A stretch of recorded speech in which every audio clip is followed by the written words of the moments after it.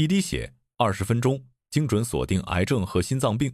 大家没听错，这不是科幻电影里遥不可及的情节，而是刚刚强势登上国际顶级学术期刊《先进材料》的新加坡真实黑科技。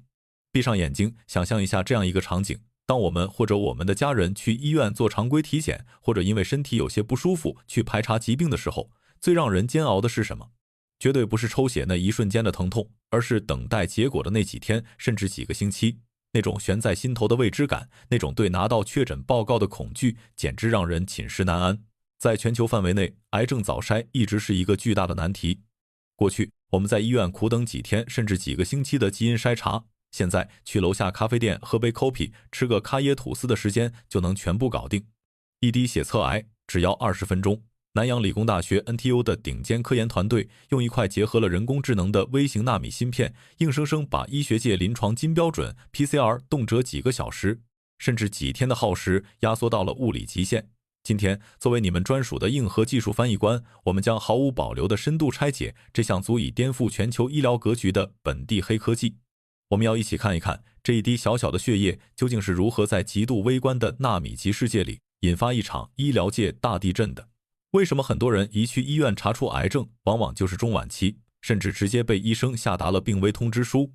大家知道吗？其实在肿瘤真正形成，甚至在我们身体出现任何明显不适症状的几个月，甚至几年前，我们的血液里就已经悄悄藏着癌症的通风报信者了。这种极其微小但又至关重要的物质，在生物学上叫做微小核糖核酸，也就是微小 RNA。它们就像是细胞之间传递加密情报的信使，携带着致命病症非常早期的生物标记。如果你能在极早期截获这些情报，癌症其实完全是可以被治愈的。但是这里面有一个极其致命的问题在于，它们在血液里的浓度实在太低太低了，去寻找它们简直堪比在太平洋里捞一根针。为了找到这些微小的标记物，目前医学界通用的临床金标准，也就是大家熟知的 PCR 技术，流程极其繁琐。首先，护士需要从你手臂上抽走好几大管静脉血，这对于很多晕血或者血管难找的病人来说，本身就是一种折磨。然后，这些血液样本要被小心翼翼地冷链运输到专门的实验室，经过极其复杂的化学提纯、离心分离，最后再塞进庞大且极其昂贵的核酸扩增仪器里。通过不断的升温、降温循环，跑上几个小时甚至大半天，才能勉强把信号放大到机器能够识别的程度。这种重资产、高耗时、高门槛的传统检测方式，不仅对操作人员的技术要求极高，而且单次检测的成本居高不下，这就注定它没有办法成为我们普通老百姓日常高频的早筛手段。很多普通人可能几年才做一次深度的基因筛查，这就给了狡猾的癌细胞可乘之机。而这次南洋理工大学的陈佑成教授团队，就是要彻底解决这个长期困扰全球医学界的巨大痛点。他们不走寻常路，试图用跨学科的降维打击，把高不可攀的癌症早筛变成大家都能负担得起，甚至在社区诊所就能随时进行的日常操作。既然没有办法像传统 PCR 技术那样通过化学手段去大量复制放大样本，那就干脆换一个思路，把检测的眼睛练到极致。这次 NTU 团队直接祭出了物理学领域的硬核大招，那就是纳米光子学。其实，在这块仅仅只有指甲盖大小的生物芯片上，密密麻麻地布满了比我们人类头发丝还要细上数百倍的微型纳米枪。大家可以充分发挥一下想象力，把这个纳米枪当成一个内部贴满了顶级反光镜面的微型洞穴。当一滴极其微量的血液样本滴入芯片，血液里的目标 RNA 如果存在，就会和芯片上预先植入的特殊探针发生结合，并且发出极其微弱的荧光。在普通的医疗显微镜下，这点微弱的光芒根本微不足道，就像是白天里的一只萤火虫，完全会被背景噪音吞噬掉。但是在纳米枪的特殊物理结构里，奇迹发生了。光子一旦进入这个微型洞穴，就像是被死死困住了一样，无法逃脱，只能在镜面之间开始疯狂的来回反射。这种现象在物理学上被称为强大的光学共振效应。原本极其微弱的生物信号，就这样被纯粹的物理学原理硬生生放大了无数倍，变得像黑夜中的探照灯一样耀眼。这感觉就像什么呢？就像是你在咱们新加坡东海岸公园的超大沙滩上，不仅能够1秒钟瞬间找到一粒特定的沙子，甚至还能用肉眼清晰地看清这粒沙子表面的每一丝纹理，每一点反光。